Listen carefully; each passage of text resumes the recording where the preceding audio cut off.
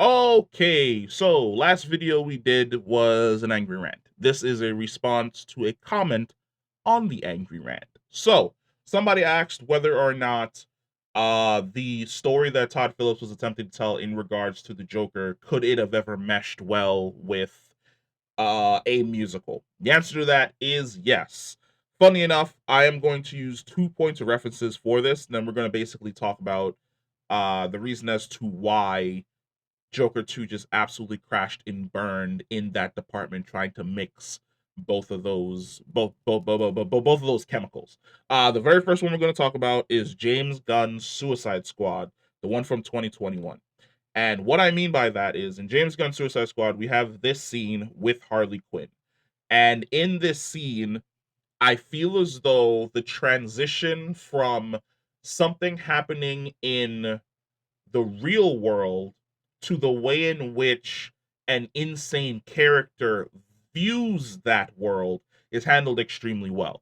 It's handled extremely well. I'm not going to play the music that is essentially playing during this scene, but it's handled in a way that it's a really nice transition where the character goes from regularly killing people to all of a sudden there are butterflies and kittens and flowers, and when she slashes someone there it's no longer blood, it's also butterflies and kittens and flowers. That's a really nice transition, and I feel as though Joker could have had those type of really well done transitions. In this scene there's a song that's playing in the background that's really catchy and really upbeat. For Joker, you could have simply had the character essentially singing that song while they're doing heinous things, because the musical side is the upbeat song that's essentially being played. But what is occurring inside of that musical with the upbeat song is heinous shit that is in line with the heinousness that is already happening inside of your movie.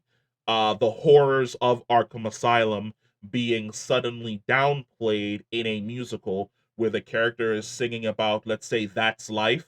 And while he's singing about that's life, there are people in the background that are essentially being tortured, that are being waterboarded, that are being given lobotomies, that are being beaten by the guards, that are being hit with a hose. Kind of think about Childish Gambino's This Is America, where he's singing a song, but while he's singing the song there is heinous activity happening in the background to show basically the nihilistic view of what America actually is.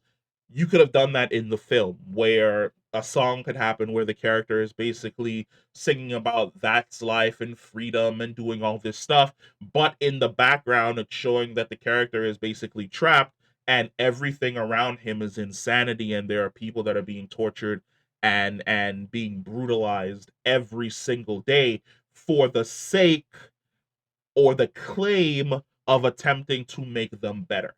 Now, where this is actually done a whole lot better is Batman Arkham Origins. Batman Arkham Origins came out years ago. I don't even know how long ago was Batman? 2013, 11 years ago. Batman Arkham Origins came out.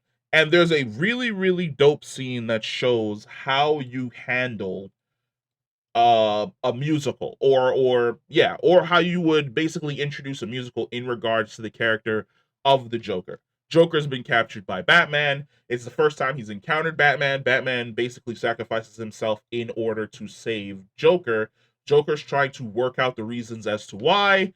He's sitting there on the chair across from Harley Quinn, where Harley Quinn's trying to figure out the type of person that he essentially is. And when he jumps into his mindscape, the very first thing that we see is that he sees himself on a stage. He sees himself as a performer, as a comedian in a club. But when you take a step back to look at the surroundings of that stage in his mind that he sees himself on, it's nightmarish. It's smiling, just gritted, bleeding teeth.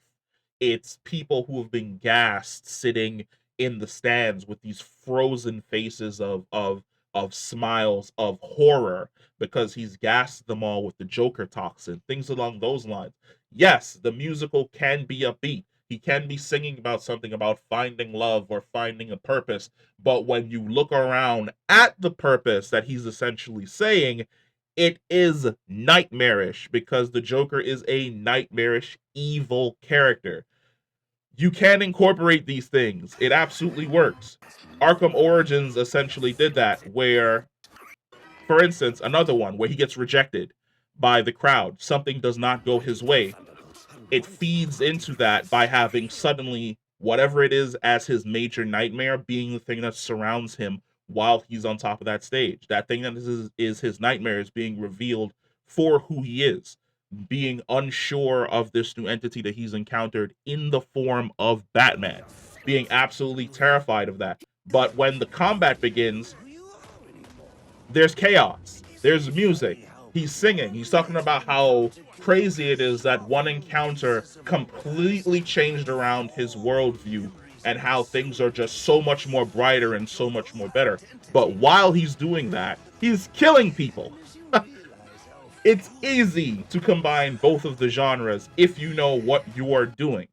Todd Phillips did not know what he was doing. He basically interjected musicals that broke up the rhythm of his movie. In a super serious scene, you can interject a musical. Go watch Greatest Showman. Go watch La Miserables. Go watch any fucking Disney animated film from the 90s.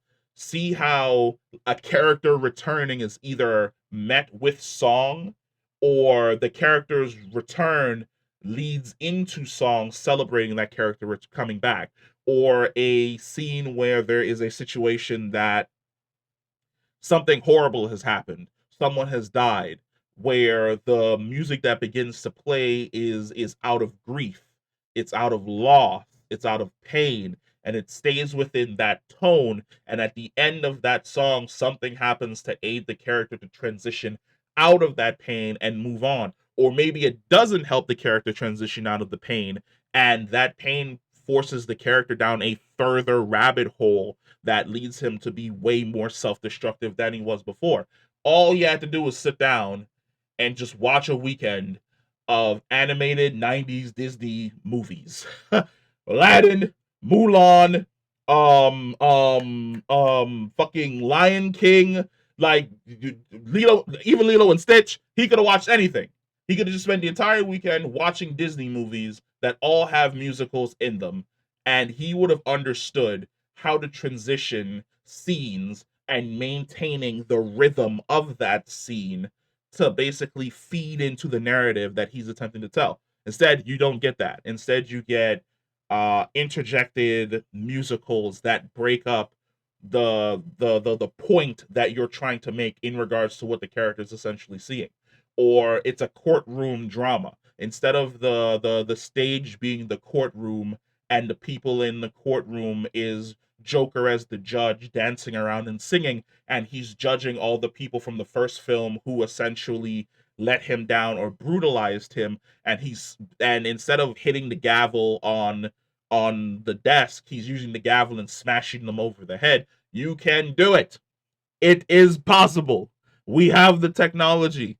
You just didn't have the skill. And that is why this movie is bombing at the moment.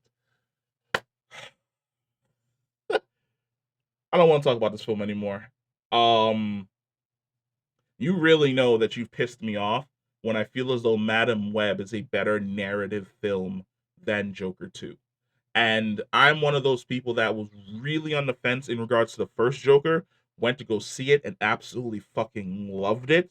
But I really do think, Zack Ryder, I'm not mentioning you, I really do feel as though you're absolutely correct, which is the first film, we might have given it too much credit because it was a lot of improv from Joaquin Phoenix.